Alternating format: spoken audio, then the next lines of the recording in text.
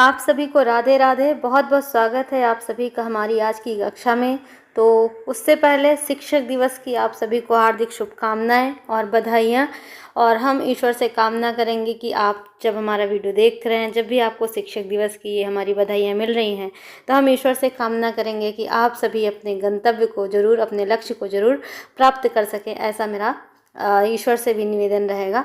तो हमने इससे पहले वाली कक्षा में भक्ति काल को पढ़ना शुरू किया, जो कि भक्ति काल से संबंधित अभी एक ही क्लास हुई है। तो जिसके अंतर्गत हम पहला शीर्षक इसमें पढ़ रहे हैं, जो कि 3 शीर्षक दिए गए, उनमें से भक्ति आंदोलन। तो भक्ति आंदोलन में हमने पढ़ा था, उसके आगे आज हम पढ़ते हैं। देखिएगा, उसके आगे हम आज यहाँ से पढ़ रहे हैं। इससे पहले हमने पढ़ा था दक्षिण भारत में किस तरह से जो है भक्ति आंदोलन का प्रादुर्भाव हुआ, और इस तरह से पूरे भारत में किस तरह से जो है भक्ति आंदोलन फैला। उसमें से अब यहाँ से पढ़ना है हमें कि बंगाल की जातीय भावुकता के परिवेश में संत काव्य नहीं लिखा गया। तो आज हम यहाँ से पढ़ेंगे, लेकिन उससे पहले कि अगर आपने वीडियोस नहीं देखे तो उन्हें ज़रूर देखिएगा, जिससे कि आपको सारा कॉन्सेप्ट अच्छे से समझ में आएगा। अन्यथा क्या होगा कि आधा अधूरा आपको अच्छा भी नहीं लगेगा और समझ में भी नहीं आएगा पढ़ने में। तो हिंदी साहित्य का दूसरा इतिहास, जो बच्चन सिंह जी की सीरीज चल रही है, उसमें हमने आदिकाल ख़त्म कर लिया है, और ये भक्ति काल का भी दूसरा वीडियो है। और यदि आपने हमारे चैनल को सब्सक्राइब नहीं किया है तो ज़रूर कर लें। लाइक करना बिल्कुल ना भूलें, और कमेंट बॉक्स में कमेंट अपने बताना बिल्कुल ना भूलें। तो चलिए आज हम पढ़ते हैं यहाँ से कि बंगाल की जातीय भावुकता के परिवेश में संत काव्य नहीं लिखा गया। मोस्ट इंपॉर्टेंट बात है कि अगर ये मान लिया जाए कि बंगाल, जैसे कि बंगाल में एक बड़ा नाम आता है चैतन्य महाप्रभु का, तो वही कह रहे हैं, क्योंकि हमने देखा था इससे पहले वाली कक्षा में कि भारत की चारों दिशाओं में, यानी उत्तर, दक्षिण, पूर्व, पश्चिम, सभी जगह जो है भक्ति आंदोलन धीरे धीरे फैल रहा था। और यही कारण है कि सबसे पहला जो उदय हुआ भक्ति का, वो कहाँ पर हुआ? दक्षिण भारत से माना गया। तो यहाँ पर बच्चन जी कह रहे हैं कि बंगाल की जातीय भावुकता के परिवेश में संत काव्य नहीं लिखा गया। गुजरात में अखा 1591 से 1656 को निर्गुण भक्त माना जाता है। अब देखिए, हमारे लिए इम्पॉर्टेंट बात यह है कि जो गुजरात में सबसे पहला जो है निर्गुण भक्त किसे माना जाता है, तो अखा को माना जाता है। और इनका समय क्या है? तो 1591 से 1656। पर कबीर की अखड़ता और मूर्ति भंजकता अखा में कहाँ? महाराष्ट्र के संत एकनाथ ही सगुणवादी भी थे, निर्गुणवादी भी। तो देखिए, जो महाराष्ट्र के हैं संत, वो कौन थे? एकनाथ, ये सगुणवादी थे और निर्गुणवादी। इसी तरह हम नामदेव का नाम बिल्कुल उल्लेखनीय है, जो कि हिंदी काव्य परंपरा में या हिंदी भक्त साहित्य में सबसे पहले जो महाराष्ट्र के जो संत है, या फिर ये प्रश्न बहुत इंपॉर्टेंट है कि भक्त परंपरा में हिंदी साहित्य का जो प्रवर्तन किया वो नामदेव से ही किया जाता है। और नामदेव भी जैसे एकनाथ पहले सगुणवादी थे, उसके बाद ये भी निर्गुणवादी हुए। और नामदेव के निर्गुणवादी होने में कहानी आती है कि नामदेव को ज्ञानदेव की प्रेरणा से वे निर्गुणवादी हुए थे। उसकी कहानी हम आपको जब नामदेव का टॉपिक पढ़ेंगे तब आपको जरूर बताएंगे। तो महाराष्ट्र के संत एकनाथ ही सगुणवादी भी थे और निर्गुणवादी भी। कहना ना होगा कि निर्गुण भक्तिधारा का अजस्र प्रवाह हिंदी प्रदेश में ही देखा गया। तो देखिए, जो निर्गुण भक्तिधारा का जो अजस्र प्रभाव था ना, यानी सतत प्रभाव, लगातार प्रभाव, वो कहाँ पर? हिंदी प्रदेश यानी उत्तर भारत में ज़्यादा देखा गया। अत्यंत सामान्य वर्ग के हिंदू मुसलमानों ने अपने गीत गाए। इतिहास में संभवतः पहली बार इस वर्ग ने आत्माभिव्यक्ति का अवसर पाया और अपनी वाणी को जनता तक निर्भीकता पूर्वक पहुंचाया। हमने देखा था कि जिस समय भक्ति आंदोलन शुरू हुआ था या चरम पर, फिर धीरे धीरे जब चरम पर पहुंचा, उस समय क्या था?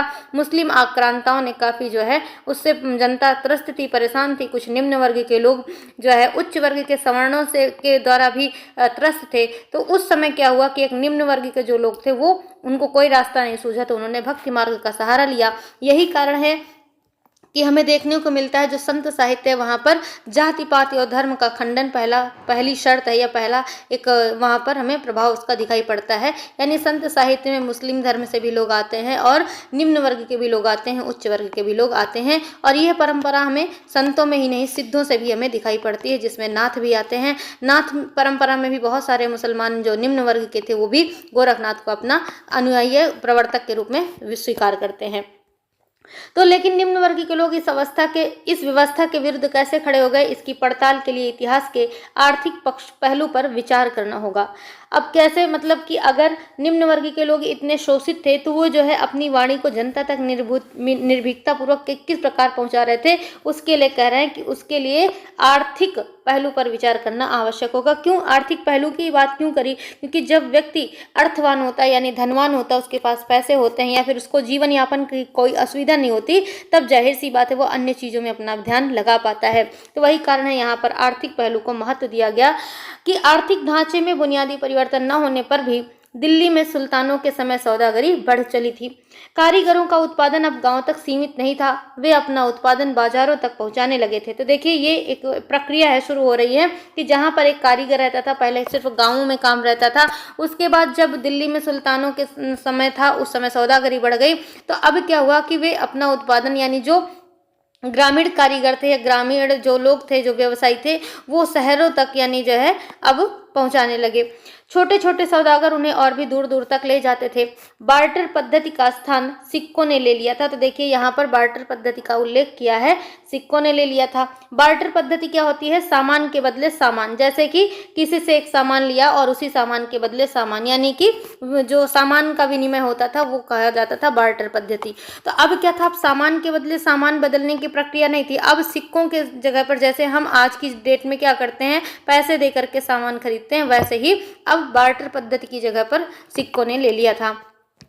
इससे कारीगरों की आर्थिक स्थिति में सुधार हुआ, फलस्वरूप कस्बे उगने लगे यानी कि लोग रहने के लिए जो उनमें मूलभूत सुविधाएं थी उनका भी जन्म होने लगा। ये कस्बे मुख्यतः व्यापार पर ही निर्भर करते थे। उत्पादन की अभिवृद्धि से सामाजिक संबंध भी प्रभावित हुए। अब उत्पादन की अभिवृद्धि, जब मनुष्य के पास पैसा आएगा यानी उसके पास विचार करने की शक्ति भी आएगी, और जब विचार करने की शक्ति आएगी तो वह और भी ज़्यादा प्रगति करेगा।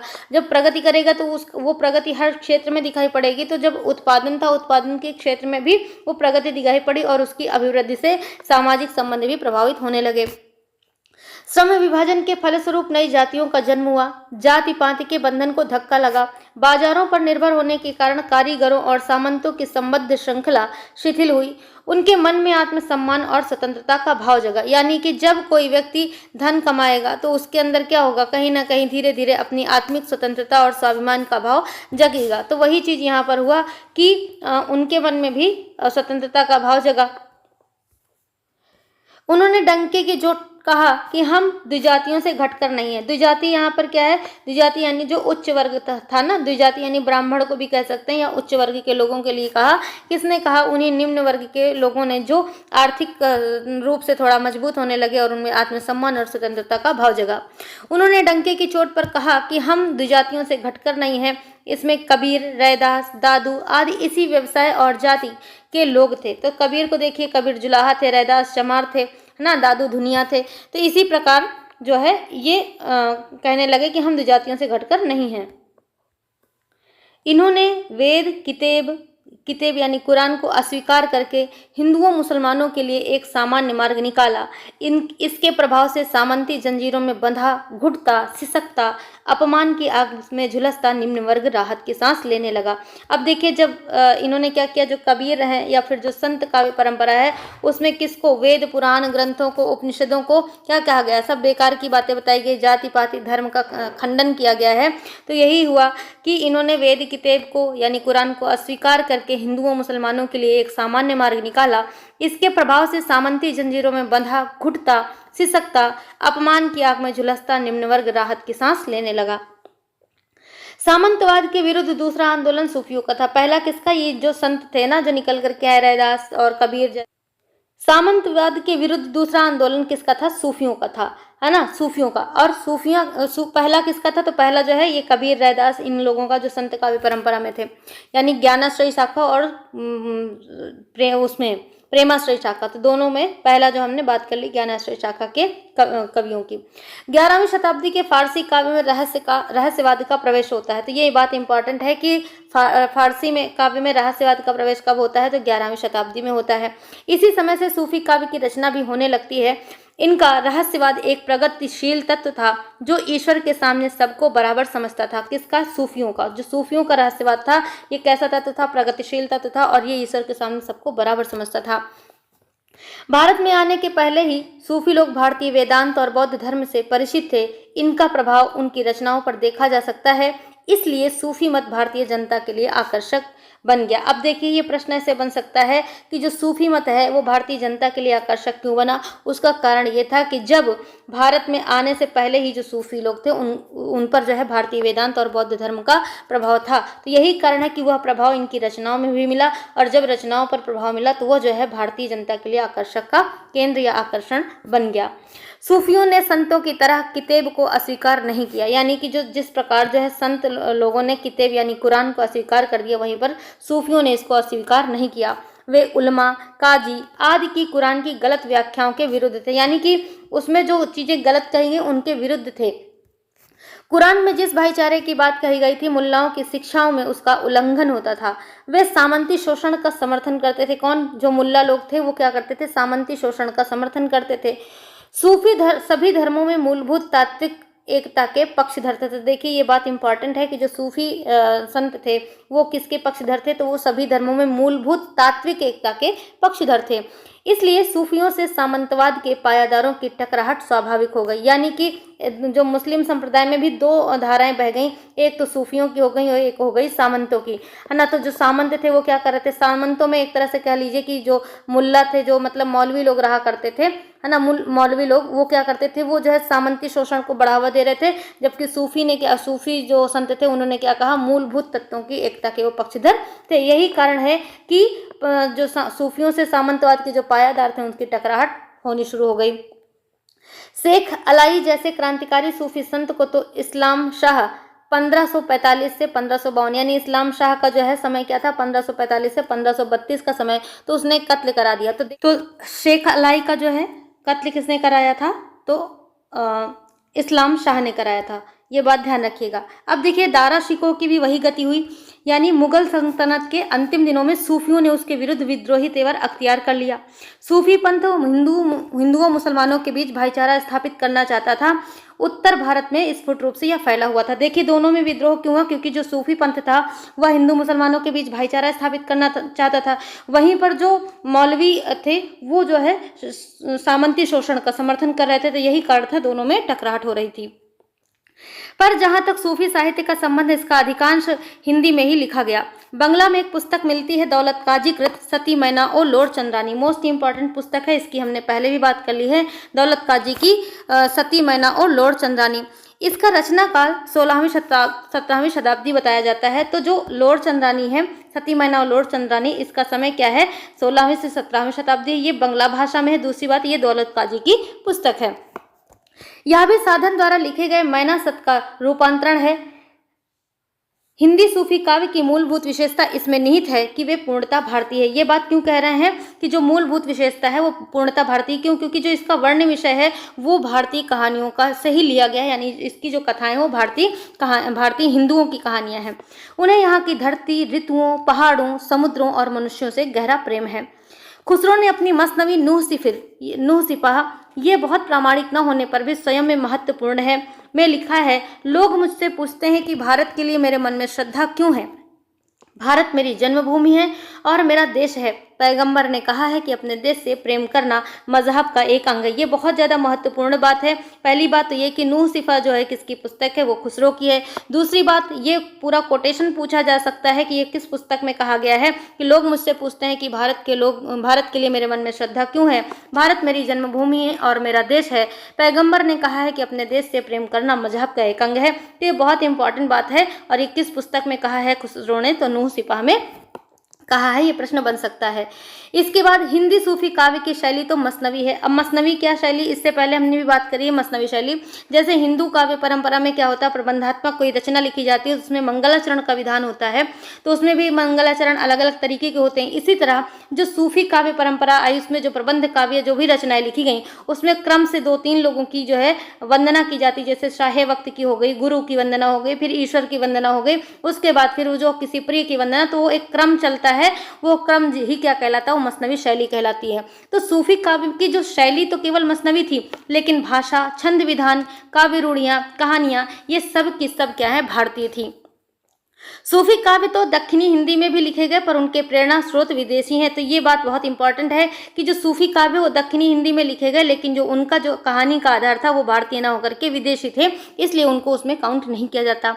वे हिंदी जाति के काव्य नहीं हैं, पर हिंदी के सूफी काव्य अपने जातीय में एक नया गद्यात्मक आयाम जोड़ते हैं जो अन्य भारतीय भाषाओं के साहित्य में नहीं है। संत काव्य और सूफी काव्य अपनी असमानताओं के बावजूद सामंत विरोध, मानवीय समता, निर्गुणोपासना में एक ही धरातल पर खड़े हैं। ये बहुत इंपॉर्टेंट बात है कि जो संत काव्य और सूफी काव्य अपनी असमानताओं के बावजूद सामंत विरोध, मानवीय समता, निर्गुणोपासना में एक ही धरातल पर खड़े हैं। ये कोटेशन बहुत इंपॉर्टेंट है, इसको अच्छे से नोट कर लीजिएगा, बच्चन जी का ये कोटेशन है। अब देखते हैं, यहाँ पर अभी हमने बात कर ली किसकी, सूफी काव्य धारा की और संत काव्य परंपरा की। अब यहाँ पर क्या आता है, सगुण काव्य परंपरा। और सगुण काव्य परंपरा में भी जो हमारे पास दो शाखाएं आई थी, उनमें कौन सी, एक राम भक्ति शाखा, एक कृष्ण भक्ति शाखा। और कृष्ण भक्ति शाखा भी सबसे पहले आती है, तो ये कृष्ण भक्ति शाखा और ये हो गई राम भक्ति शाखा। तो सगुण काव्य में धारा में कालक्रम से पहले कृष्ण काव्य आता है। राम काव्य की अपेक्षा यह अधिक व्यापक क्षेत्र में फैला, यानी कि जो कृष्ण काव्य था वो जो है अधिक व्यापक क्षेत्र में फैला था। कृष्ण भक्ति आंदोलन हिंदी क्षेत्र के पहले ही गुजरात और बंगाल में फैल चुका था। यो इसका मूल उत्स मथुरा, वृंदावन ही है। ये बात बहुत इंपॉर्टेंट है कि जो कृष्ण भक्ति आंदोलन है वह सबसे पहले कहाँ पर फैला, तो गुजरात और बंगाल में। और हमने देखा है गुजरात और बंगाल में, गुजरात में कौन थे, गुजरात के नरसिंह मेहता, और बंगाल में चैतन्य महाप्रभु। तो उन्होंने, वो भी किसके उपासक थे, तो कृष्ण भक्ति का। और उसके अलावा हमने गीत गोविंद भी देखा जयदेव का, जिसमें जो है जिसकी प्रेरणा से विद्यापति ने पदावली में जो है पदावली की रचना करी है ना। तो यही कारण है कि सबसे पहले जो है गुजरात और बंगाल में कृष्ण भक्ति काव्य परंपरा फैल चुकी थी, लेकिन जो उसका मूल है वो उत्स मथुरा और वृंदावन ही है। वल्लभाचार्य के अनुसार उन्होंने म्लेच्छाक्रांत देश में अपनी अस्मिता और सुरक्षा के लिए ही पुष्टिमार्गी की स्थापना करी। ये बहुत इंपॉर्टेंट बात है। पहली चीज तो पुष्टिमार्गी की स्थापना किसने करी, तो वल्लभाचार्य ने। दूसरी बात क्यों करी, तो उन्होंने म्लेच्छाक्रांत देश में अपनी अस्मिता और सुरक्षा के लिए। अब म्लेच्छाक्रांत का अर्थ क्या होता है, म्लेच्छ उन्होंने कहा है मुगलों के लिए। तो जो मुगलों के आक्रमण से जैसे मुसलमान निम्न वर्ग के लोगों को मुसलमान या जबरदस्ती जो है मुसलमान बनाया जा रहा था, तो उससे आक्रांत यानी म्लेच्छाक्रांत देश में अपनी अस्मिता की सुरक्षा के लिए इन्होंने पुष्टि मार्ग की स्थापना करी थी। ये प्रश्न बन सकता है कि वल्लभाचार्य ने पुष्टि मार्ग की स्थापना क्यों करी, तो अपनी अस्मिता और सुरक्षा के लिए। बंगाल में जयदेव 12वीं शताब्दी के गीत गोविंद में ही इस आंदोलन की नींव पड़ चुकी थी। किस आंदोलन की, जो ये कृष्ण काव्य परंपरा की आंदोलन है, ये जो है इसकी नींव कहाँ पर पड़ चुकी थी, बंगाल में ही।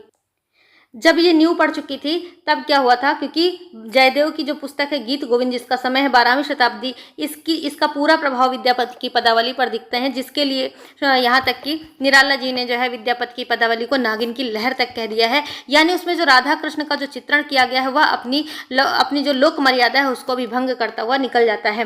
तो बंगाल में जयदेव की जो 12वीं शताब्दी के थे, इनकी गीत गोविंद में ही इस आंदोलन यानी कृष्ण काव्य परंपरा या कृष्ण जो है भक्ति आंदोलन की नींव पड़ चुकी थी। यह प्रश्न इंपॉर्टेंट है, ध्यान रखिएगा कि कृष्ण भक्ति आंदोलन की नींव बंगाल में किस पुस्तक के माध्यम से पड़ी थी, तो गीत गोविंद जयदेव की। चंडीदास की गीत भी सूर्य के पहले के हैं। गुजरात में नरसिंह मेहता, जिनका समय था 1480 ने इसकी शुरुआत करी, यानी गुजरात में नरसिंह मेहता के द्वारा कृष्ण काव्य परंपरा को बढ़ाया गया। पर आश्चर्य है कि उत्तर प्रदेश के पूर्वांचल में इसका प्रसार नहीं हो पाया। संभवतः मानस के सामने अन्य कोई प्रभाव टिकने में असमर्थ था, पर ब्रजमंडल और राजस्थान में बड़े उल्लास के साथ इसका स्वागत किया गया। अब देखिए यहाँ पर ये जो मानस आया, मानस यानी रामचरितमानस। अब रामचरितमानस, इसका प्रभाव इतना ज्यादा प्रखर था कि वहां पर कृष्ण काव्य परंपरा न तो फैलने पाई, न फूलने पाई, न पनपने पाई। यही कारण था कि जो है उसका वहां पर प्रभाव इतना नहीं दिखाई पड़ा। लेकिन कृष्ण भक्ति काव्य परंपरा ब्रजमंडल और राजस्थान में बड़े उल्लास के साथ इसका स्वागत किया गया। कृष्ण भक्ति काव्य में निर्गुण मत का डटकर विरोध किया गया। सूर्य ने प्रसंगात इसका विरोध किया, पर नंददास ने तो इसके विरोध में ही ग्रंथ लिख डाला। अब ये बात बहुत ज्यादा इंपॉर्टेंट है, प्रश्न बन सकता है कि भक्ति काव्य निर्गुण मत का डटकर विरोध करने वालों में नाम कौन कौन से हैं, तो सूरदास हैं, नंददास हैं, और किसने जो है निर्गुण मत के विरोध में एक ग्रंथ लिखा था, तो वो है नंददास। तो तुलसीदास निर्गुण सगुण का अभेद बताते हुए सगुण को अनेक कारणों से वर्णीय कह रहे थे। वर्णीय यानी वर्ण करने योग्य। तो तुलसीदास तभी तो लिखते हैं ना, रामचरितमानस लिखते हैं तो वो सगुण को जो है महत्व दे रहे थे और उसको वर्ण करने योग्य बता रहे थे। चूंकि कृष्ण भक्ति काव्य में उनकी लीला का ही वर्णन था, इसलिए यह मुसलमान भक्तों के छंदों में भी बंधी। अब देखिए यहाँ पर क्यों ऐसा कहा कि कृष्ण भक्ति में उनकी लीला का वर्णन, यानी जो कृष्ण की बाल लीलाओं का वर्णन है वो केवल कृष्ण भक्ति में देखने को मिला, वहां पर और कोई रूप उनका देखने को इतना नहीं मिलता है। तो यही कारण है कि मुसलमानों का भी उसमें मन रमा। और हम देख सकते हैं कि जो रसखान है, लिखते हैं ना कि मानुष हो तो वह रसखानी बसे ब्रज गोकुल गांव की गारन। तो कह उठता है वो इतना महान कवि है रसखान, जिसने जो है कृष्ण के लिए बहुत सुंदर सा लिखा है। तो चूंकि कृष्ण भक्ति में उनकी लीला का ही वर्णन था, इसलिए यह मुसलमान भक्तों के छंदों में भी बंधी। सामंती बंधनों में जकड़े स्त्री पुरुष को मुक्त भाव से स्वच्छंद प्रेम गान का अवसर मिला। ये बहुत लाइन इंपॉर्टेंट है कि जो है बच्चन जी कह रहे हैं कि जो सामंती बंधनों में जकड़े स्त्री पुरुष थे उनको मुक्त भाव से स्वच्छंद प्रेम गान का अवसर कहाँ पर मिला था? कृष्ण भक्ति काव्य में मिला था। मीराबाई तो कृष्ण के प्रेम में लोक लाज खो चुकी थी, उनमें ऊंच नीच का भेदभाव नहीं रह गया था। जाति पाति का कोई बंधन न रहने से इसमें द्विजेतर जातियों के लोगों ने भी योगदान किया। इस पंथ में कई मुसलमान भी दीक्षित हुए, जैसा कि अभी हमने बात भी करी थी। कीर्तन भजन में संलग्न लोगों को जीने का एक सरस मार्ग मिल गया। चेतना स्तर पर अनेक प्रतिबंध टूट गए और अचेतन मन पूरे आवेग के साथ बह निकला। जाति पाति विरोधी स्वरमंद पड़ गया। महाराष्ट्र में कृष्ण भक्ति का स्वरूप श्रृंगारिक नहीं था। हिंदी कृष्ण भक्ति काव्य श्रृंगारिक हो उठा और बंगाल कृष्ण भक्ति काव्य अतिशय श्रृंगारिक। ये मोस्ट इंपॉर्टेंट बात है कि जो कृष्ण भक्ति का स्वरूप था वो श्रृंगारिक कहाँ पर नहीं था? तो महाराष्ट्र में था।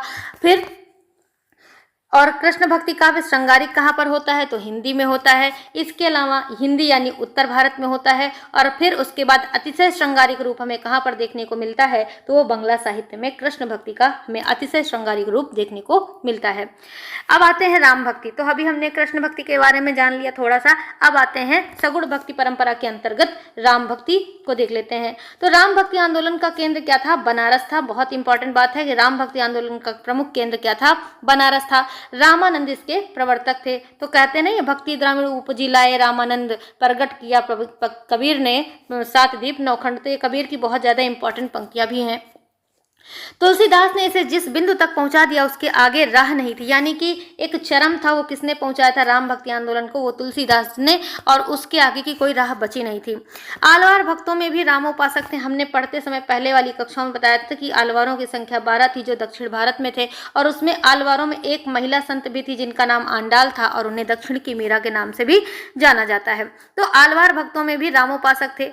बंगाल में कृतवास लिखित एक रामायण मिलती है। तो जो कृतवास रामायण है ना, वो बंगाला साहित्य में लिखा गया है, और उसको जो है जो निराला जी ने राम की शक्ति पूजा लिखी है उसमें उसका पूरा प्रभाव देखने को मिलता है। पर तुलसीदास पुरानी वर्णाश्रमी व्यवस्था को कुछ ढीले रूप में ही सही वापस लाना चाहते थे। फिर भी उनकी लोकप्रियता दिन दूनी रात चौगुनी बढ़ती गई। तो तुलसीदास जी की लोकप्रियता के विषय में किसी को बताने की आवश्यकता नहीं है, है ना। मानस के प्रचार के लिए उन्होंने रासलीला की तरह रामलीला का विधान किया। अब देखो, रासलीला कहाँ पर होती थी? ब्रज में होती थी, यानी कृष्ण की जो है लीलाओं को लेकर के रासलीला खेली जाती थी। इसी तरह मानस के प्रचार के लिए उन्होंने क्या किया? रामलीला का विधान किया। जगह जगह पर रामलीला होने लगी। जब जब होई धर्म के हानि कहकर उन्होंने गीता के यदा यदा ही धर्मस्य ग्लानिर्भवति के स्वर की पुनरावृत्ति करी, यानी कि जब जब धर्म की हानि होगी तब तब जो है मैं आऊंगा, यानी जैसे गीता में कहा गया है उसकी पुनरावृत्ति करी। असुरों का विनाश करने के लिए रामावतार हुआ। राम ऐसे अवतार की कल्पना मानवीय दुख दर्द को दूर करने के लिए की गई थी।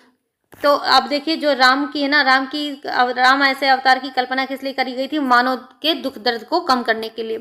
राम आदि व्याधि तो दूर कर ही सकते थे, दरिद्रता और भूख का निवारण भी कर सकते थे। अब देखिए, दरिद्रता और भूख का निवारण क्यों कहा? क्योंकि तुलसीदास जी का जो जीवन है ना बहुत संघर्षमय था, तो उन्होंने भी बहुत दरिद्रता देखी है। तो यही कारण है कि वो जब कवितावली लिखते हैं तो उसके पद देखने लायक बनते हैं। उन्हें राम में गहरी आस्था थी और इसी आस्था को हिंदुओं में अंतःक्षिप्त यानी उसे भी प्रविष्ट करना चाहते थे। राम की उदारता, शील, सौंदर्य, उदात्त गृहस्थी आदर्श पर हिंदू समाज मुग्ध हो उठा और आज भी मुग्ध है। उनका मानस हिंदू मानस का पर्याय हो गया, यानी जो तुलसीदास का मानस था वह जो है हिंदू मानस का पर्याय हो गया। लगता है अकबर की सांस्कृतिक राजनीतिक व्यवस्था के समानांतर वे हिंदू सांस्कृतिक व्यवस्था और राजकीय आदर्श का रूप खड़ा कर रहे थे। उनके मन में जवन महामहिपाल कहीं न कहीं चुभ रहा था। अकबर के दीन इलाही के प्रति वे शंकालु रहे हो तो आश्चर्य नहीं। अब अकबर का जो दीन इलाही था वो क्या था, उसमें सभी पंथ सभी धर्म के लोगों को एक साथ बैठ करके चर्चा करने की छूट तो दी गई थी, लेकिन फिर भी तुलसीदास जी इसके प्रति काफी शंकालु थे। उन्होंने समझा कि विदेशी संस्कृति की स्थापना के विरुद्ध वर्णाश्रम धर्म की पुरानी व्यवस्था को नए सिरे से खड़ा किया जाए।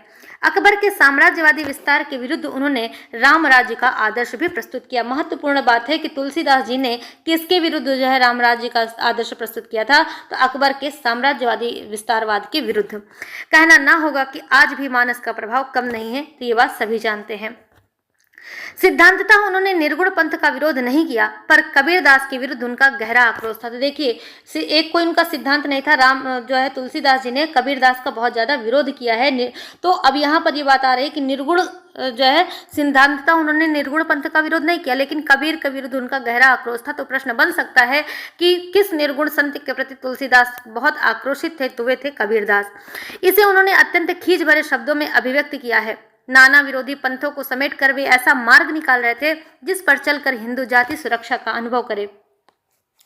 तुलसीदास ऐसे प्रतिभा संपन्न कवि और पंडित को पाकर राम भक्ति आंदोलन चमक उठा। ये मोस्ट इंपॉर्टेंट लाइन है, इसको ध्यान रखिएगा कि जो है कथन किसका है, कि बच्चन जी ने कहा है कि तुलसीदास ऐसे प्रतिभा संपन्न कवि और पंडित को पाकर राम भक्ति आंदोलन चमक उठा। राम ऐसे त्राणकर्ता, त्राण यानी दुखों को नाश करने वाला, तो त्राणकर्ता भगवान को पाकर हिंदू आश्वस्त हो गए। संभवतः इसीलिए शुक्ल जी ने लिखा है कि हिंदुओं को भगवान की शक्ति और करुणा के अतिरिक्त और कोई सहारा नहीं रह गया। तो ये बात कहते हैं ना शुक्ल जी, उसी के बारे में बताया जा रहा है। ये सभी आंदोलन जो हमने ऊपर पढ़े, चाहे वो सूफी आंदोलन हो, कृष्ण भक्ति आंदोलन हो, संत काव्य परंपरा हो, सगुण के अंतर्गत राम भक्ति परंपरा हो, इसके लिए बच्चन जी कह रहे हैं कि ये सभी आंदोलन तत्कालीन परिस्थितियों की देन है। सामाजिक दृष्टि से देखने पर कबीर आदि संतों और सूफियों के भक्ति आंदोलनों को प्रतिवादात्मक यानी प्रोटेस्टेंट और कृष्ण राम भक्ति आंदोलनों को प्रतिरोधात्मक या यथास्थितिवादात्मक यानी रेजिस्टेंट आंदोलन कह सकते हैं। पहले आंदोलन का स्वर शोषित पीड़ितों का स्वर है, तो दूसरे का मुख्य रूप से राम भक्ति आंदोलन का स्वर यथास्थितिवाद का है। तो ये बात बहुत इंपॉर्टेंट है कि जो पहला आंदोलन यहाँ पर यानी संत और सूफी काव्य परंपरा जो आई वो जो है शोषित पीड़ितों का स्वर है, क्योंकि उसमें निम्न वर्ग के लोग भी जो है सम्मिलित हुए, हमने देखा ही। और मुख्य रूप से जो राम भक्ति आंदोलन है वह यथास्थितिवाद का, यानी जो स्थिति थी बस उसी में थोड़ा सा आमूल चूल परिवर्तन करके उसको आगे बढ़ाया गया। पहले आंदोलन का की सीमा उसका रहस्यवाद है, तो दूसरी की ब्राह्मणवाद। ये देखिएगा इंपॉर्टेंट बात है। पहले आंदोलन यानी जो निर्गुण उपासना के साधक हैं उनका जो है उनका रहस्यवाद जो है महत्वपूर्ण, उनका आंदोलन का महत्वपूर्ण भाग है, तो दूसरी ब्राह्मणवाद। अपने यथास्थितिवाद और अंतर विरोधों के बावजूद राम भक्ति काव्य जहाँ शास्त्र या सिद्धांत कथन का सहारा नहीं लेता, वहां लोक जीवन की निश्चलता, मानवीयता, भोलेपन और मूल्यवत्ता को सशक्त ढंग से हस्ताक्षरित करता है। दूसरे शब्दों में उनकी काव्य प्रतिभा और सांस्कृतिक दृष्टि में चमक तब आती है जब रचनात्मक प्रक्रिया में वर्ग चेतना लुप्त हो जाती है। तो राम भक्ति काव्य में जो है शास्त्रीय सिद्धांत का कथन का सहारा नहीं लेता, वहां पर क्या करता है लोक जीवन से बहुत सारी चीजों को ग्रहण कर लेता, जिनमें निश्चलता है, मानवीयता है, भोलापन है, मूल्यवत्ता को सशक्त ढंग से हस्ताक्षरित करने की प्रक्रिया है। तो इसी को दूसरे ढंग से कह सकते हैं कि काव्य प्रतिभा और सांस्कृतिक दृष्टि में चमक तभी आती है जब रचनात्मक प्रक्रिया में वर्ग चेतना लुप्त हो जाती है, यानी उसमें एक सामान्यतः एक सरस धारा बहने लगती है। हिंदी भाषा भाषी प्रदेश की सांस्कृतिक राजनीतिक समस्याएं हिंदीतर प्रदेशों की समस्याओं की अपेक्षा दोहरी, तिहरी और जटिल थी। तो जो हिंदी भाषा भाषी प्रदेश की सांस्कृतिक राजनीतिक समस्या थी वो हिंदीतर प्रदेशों की समस्याओं की अपेक्षा दोहरी, तिहरी और जटिल थी, यानी जो हिंदी भाषा भाषी प्रदेश की सांस्कृतिक राजनीतिक समस्या थी वो बहुत जटिल थी। मुसलमानों के आने के बाद और भी जटिल हो गई। अतः भक्ति आंदोलन की इतनी विविधता, इतने रूप रंग, इतने पारस्परिक द्वंद्व अन्यत्र देखने को नहीं मिलेंगे। ये सभी आंदोलन अभी भी अपना दबाव बनाए हुए हैं, विशेष रूप से निर्गुण आंदोलन के पुरस्कर्ता कबीर और राम भक्ति आंदोलन के तुलसी। यानी ये प्रश्न बनता है कि निर्गुण आंदोलन के पुरस्कर्ता के रूप में किसे माना जाता है, तो कबीर, और राम भक्ति आंदोलन के पुरस्कर्ता तुलसी, ये बच्चन जी कहते हैं। मुक्तिबोध का यह कहना कि निर्गुण, अब यहाँ पर ये देखिए मुक्तिबोध का इंपॉर्टेंट कथन है कि निर्गुण भक्ति मार्गी जातिवाद विरोधी आंदोलन सफल नहीं हो सका। उसका मूल कारण यह है कि भारत में पुरानी समाज रचना को समाप्त करने वाली पूंजीवादी क्रांतिकारी शक्तियां उन दिनों विकसित नहीं हुई थी। ये इंपॉर्टेंट कथन है, इसको ध्यान रखेंगे। प्रश्न होता है कि क्या पूंजीवादी क्रांतिकारी शक्तियों के विकसित होने पर जातिवाद विरोधी आंदोलन सफल हो जाता? इस प्रकार का सरलीकरण कोई समाधान प्रस्तुत नहीं कर पाता। इसे ग्रामशी के जातीय लोकप्रिय समानाधिकरण और नागरिक समाज की सांस्कृतिक प्रभुसत्ता के आधार पर समझना अधिक संगत है। तो देखिए, जातीय लोकप्रिय समानाधिकरण का सिद्धांत किसने दिया था? तो ग्रामशी ने दिया था। इस बात को ध्यान रखिएगा। अतः गोस्वामी जी के अंतर्विरोधों को सामने रखते हुए निम्न वर्ग को भी उन्हें अपने हित में अर्थापित करना होगा, जैसे उच्च वर्ग नेता वर्ग अपने हित में उन्हें इस्तेमाल कर रहे हैं। तो इस तरह से एक व्यंग्य भी यहाँ पर किया है कि जिस प्रकार से यहाँ पर जातीय लोकप्रिय समानाधिकरण की जो भावना आई, गोस्वामी जी को भी क्या करना पड़ेगा? अंतर विरोधों को सामने रखना पड़ेगा और निम्न वर्ग को भी उन्हें अपने हित में अर्थापित यानी उन्हें भी रखना पड़ेगा, जिस प्रकार से उच्च वर्ग या नेता वर्ग अपने हित के लिए निम्न वर्ग को इस्तेमाल कर रहा है। जो भी हो, इन सभी भक्ति आंदोलनों से जनता में आत्मविश्वास जागा और उच्च वर्ग के सामने निम्न वर्ग, जिसमें स्त्री भी शामिल है, अपने प्रति सम्मान का भाव लेकर उठ खड़ा हुआ। इसके बाद देखिए, ये कथन बहुत इंपॉर्टेंट है कि भक्ति कवियों ने जीवन की नीरसता में रस घोला और कुंद होती हुई संवेदना को नया जीवन दिया। उनमें नई संस्कृति के निर्माणार्थ एक संघर्षरत प्रैक्टिस भी है, जिसे सांस्कृतिक राजनीति से संबद्ध किया जा सकता है। तो ये बहुत इंपॉर्टेंट कथन है बच्चन जी का, इसको ध्यान रखेंगे। भक्ति साहित्य ने सौंदर्य शास्त्र को नया आयाम दिया है। इसमें लोकप्रिय जातीय संस्कृति की जो छवि दिखाई पड़ती है वह फिर नहीं दिखाई पड़ी। तो ये पूरा जो है यहाँ से लेकर के लास्ट तक ये बहुत ही इंपॉर्टेंट कोटेशन है, यहाँ से प्रश्न बन सकता है, इसको ध्यान से देखेंगे कि भक्ति साहित्य ने सौंदर्य शास्त्र को नया आयाम दिया है। इसमें लोकप्रिय जातीय संस्कृति की जो छवि दिखाई पड़ती है वह फिर नहीं दिखाई पड़ी। कलात्मकता और ऐतिहासिकता का इतना रोचक और रसात्मक संवाद पुनः नहीं सुनाई पड़ता। क्यों? क्योंकि यहाँ पर जो भक्ति आंदोलन है, यहाँ पर विभिन्न वर्गों के लोग एक साथ मिल करके भले ही काम नहीं कर रहे थे, लेकिन उनका उद्देश्य एक था, एक ही उद्देश्य के लिए अलग अलग रास्तों से वो काम कर रहे थे। तो यही कारण है कि इसमें लोकप्रिय जातीय संस्कृति की जो छवि दिखाई पड़ती है वह फिर नहीं दिखाई पड़ी। कलात्मकता और ऐतिहासिकता का इतना रोचक और रसात्मक संवाद पुनः नहीं सुनाई पड़ा। साहित्य, संगीत और कला के रंगारंग का इतना पवित्र संगम फिर नहीं परिलक्षित हुआ। वर्ग संघर्ष और वर्ग सहयोग का द्वंद्वात्मक दृश्य फिर नहीं दृष्टिगोचर हुआ। एक अत्यंत महत्वपूर्ण बात हुई और वह यह कि भक्ति साहित्य ने अपभ्रंश और संस्कृत को छोड़कर नव्य आर्य भाषा का प्रयोग किया, जो हिंदी जाति के गठन का मूल आधार है। सबसे अंतिम जो ये लाइन है भक्ति आंदोलन शीर्षक की, ये बहुत इंपॉर्टेंट है। ये प्रश्न के रूप में पूछा जा सकता है कि ये कथन किसका है, कि भक्ति साहित्य ने अपभ्रंश और संस्कृत को छोड़कर नव्य आर्य भाषा का प्रयोग किया, जो हिंदी जाति के गठन का मूल आधार है। ये प्रश्न इस तरह से भी पूछा जा सकता है कि बच्चन जी के अनुसार भक्ति साहित्य में जो है भक्ति साहित्य के गठन का मूल आधार कौन सी भाषा है? तो नव्य आर्य भाषा है। तो आज की कक्षा में यहीं तक। इसके बाद वाली जो कक्षा हम लेकर के आएंगे उसमें हम सगुण भक्ति परंपरा या सगुण भक्ति आंदोलन को पढ़ेंगे। तो आशा करते हैं कि हमारी कक्षाएं आपको जरूर अच्छी लग रही होंगी। आप अपना कमेंट लिखना बिल्कुल ना भूलें। तो मिलते हैं अगली कक्षा में, तब तक के लिए आप पढ़ते रहिए, खुश रहिए और बहुत बहुत धन्यवाद आपका। नमस्कार।